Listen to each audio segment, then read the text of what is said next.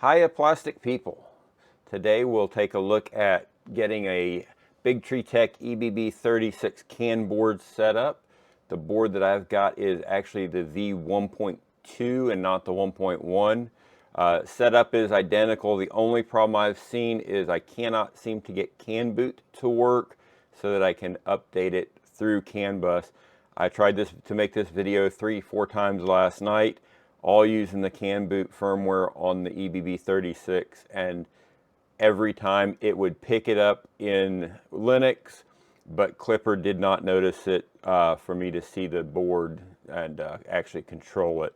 So we're going to do this by the BigTreeTech manual instead of using CANBus, and hopefully I'll check to see if maybe the CANBus is coming for the V1.2 board. From what I understood, it was supposed to be working for the 1.1, but I don't have one of those boards to test. First things first, this is how they come in these little boxes. They come with the bags. Both of them come with bags full of the pins and connectors that you'll need to hook them up. That way you can get them set and running. So you do have the U2C, which is the USB to CAN. It has a USB-C to plug into your Pi, and then your different CAN connections to connect to your CAN board and your terminal connections.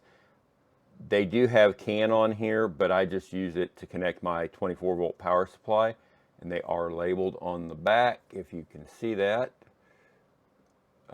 12 volt to 24 volt at the top, ground, CAN high, CAN low. One thing to note on these U2Cs, this is the CAN board port that I'm using to connect to my CAN board.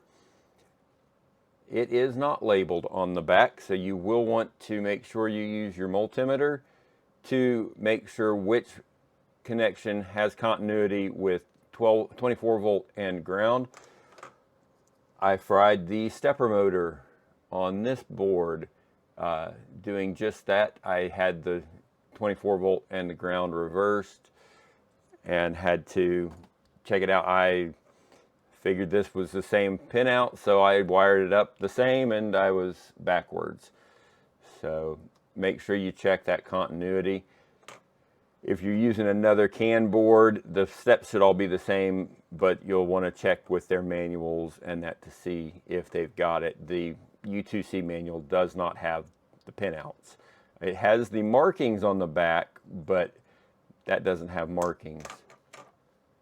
So on the EBB 36, you'll need to make sure this jumper is in place here so that you can boot or power it from the USB port. The U2C doesn't have that. So first thing we'll do is we'll get the U2C flashed, and I use Cannibal for that. It works fine. And in order to do that, you'll want to hold this boot button down and then connect to your PC with the USB-C. You will know that it is in DFU mode because the blue light will be on. So if we unplug it and plug it straight in, no blue light, just the green one. So let's get back in DFU mode. There we go. And then we'll go over to the desktop.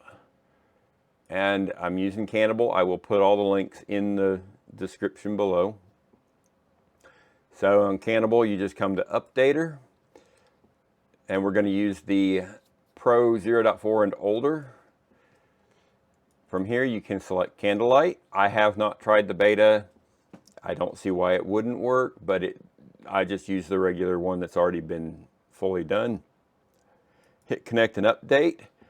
If this does not pop up, run this utility link right here, and that should fix this. And then you just select your board, hit Connect. It'll go through erasing and copying. Shouldn't take more than about 30 seconds. Once that's done, you'll see it's rebooted the board. It's no longer in DFU mode. It's flashed, so we can unplug it. Again, make sure your jumper's on for powering over USB. Plug this one in. And then what we need to do is, there is a button in here, right in between the JST connection And the capacitor, I can't get my big fingers in there, so I use my printed tweezers. And then you've got another button here. You want to hold down this boot button up here and press reset, and you should hear Windows say that it's detected something new. So that should be in DFU mode. There is no indication on the board like there is with the U2C. Both the green lights are normally on. So you should be in there if you've done that right and you heard it redetect. So we'll go back over to the desktop. For that, we're going to use STM Programmer. No DFU detected. I'll hit refresh. Now it's on USB 1. We'll connect. We'll go to this option here. It will start up in this window. We'll go to this option here. Full chip erase. Okay. It's erased. Now we need to connect to our Raspberry Pi and Klipper. I'm already connected via IP here. Do CD Klipper, which I'm already in Klipper. If you're not, if you're starting in your home directory like this, you just CD Klipper and you're there. And then we'll do a make menu config, and that'll bring us in here. Going by the BigTreeTech manual, let's scroll down to the settings. They should already be correct from testing yesterday. Let's see. So here it is right here. And move that out. So enable low level, STM32, G0B1, no bootloader, 8 megahertz crystal, CANBus PB0, PB1, and I use 2500 for the CANBus speed. That is important. You need to make sure every time you use it that you use the same number here. I'm using 25,000. You will see some that default to 500,000. So the 250 is fine, but we're in there fine. We'll exit that, make clean, and then make. That will build our firmware. Once that is done, we'll need to move it over to our computer. For that, I'm going to use WinSCP. And it's done, so we'll use that WinSCP. Again, I'm just using the IP address. I'm not going to assign this one a static one like my other ones, as this is just to test this and show you guys. Default username is Pi, then whatever you set your password to. If you didn't change it, or if you did change it from the default Raspberry, get connected. Oh, if I put the right IP address in, I might actually get connected. 192, not 191. There we go. So once you're in here, should start in your home Pi directory. You go into Klipper, out, and Klipper bin. I'm going to rename this to EBB, and then we can take it. I'm just going to put it in my downloads folder, and then when you're done with this one, go back to your STM32Cube programmer, browse EBB bin, start program, download verified, so we're good to go. Disconnect, and then we can unplug this one from power for right now. In order to use this on the CANBus, if this is the only board you're using or the last board in the chain, there are jumpers right here, kind of the angled ones there. Those are basically the terminator, so 120R resistor. You just take your jumper, plug it on there, and that terminates it. Then you can connect power back. And then we need to take and plug in our U2C to USB. I've got just a jumper cable here that we can connect. I'm going to go red to high and black to low on these. High is on these pins here is to the towards the terminal, if it'll stay on.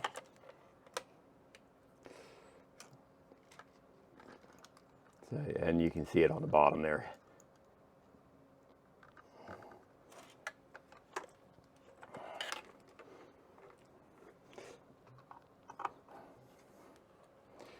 And then up here, your high is on the right, or towards me, I guess.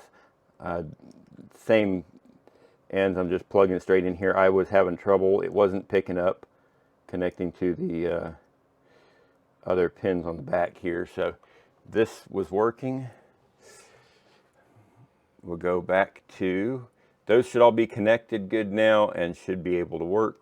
We'll go back into Klipper on the Pi, and let's do a sudo reboot so that it picks it up.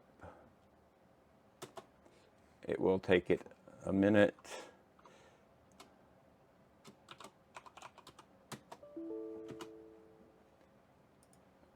And I'm going to just try again on mainsail here, let it scan that way. Once it comes up over here, I'll know I can connect back to it in my PuTTY interface. Shouldn't be too awful long. Pi's pretty quick to boot normally. And then once we're done there, we can use the Klipper documentation. We're going to need to create this file. I believe it's already created on mine. So let's connect back up. Get in our password. I use Nano. You can use Vim if that's what you're comfortable with. So I've already got it created. Again, 250,000, that you need to make sure stays. You can also use this line here, this allow hot plug. That will allow you to actually plug in the USB while it's all powered on, and should not have to do the reboot. And I got to remember I'm not working in Windows.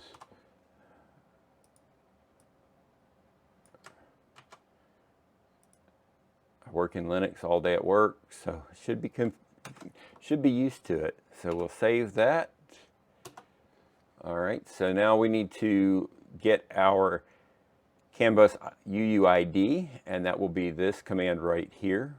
And again, I'll have this in the description below. We'll copy that, paste, and we've got a CANBus ID. Now that we've got our CANBus ID, we can go into our printer config, just blank one here. I've already got the information, so I can paste it in. So this is that CANBus ID that we just received here from running this command. It's right here, this FE right here. So that is this ID here. I'm not connected to a printer, I'm just connecting the CANBus. So we should be able to hit save and restart. And as you can see here, now we're connected. We have the MCU, and that's our G0B1.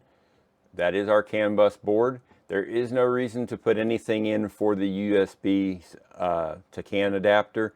That's picked up. So you just need to set up your ID for the toolhead board for the EBB 36, 42, any of the other CANBus boards you may be using. You do need to put that in. You can use a separate config file for that. you can also just put it in straight to your printer config. Of course, you'll have your normal MCU for your Spider, your Octopus, whichever board you're using for your main controller.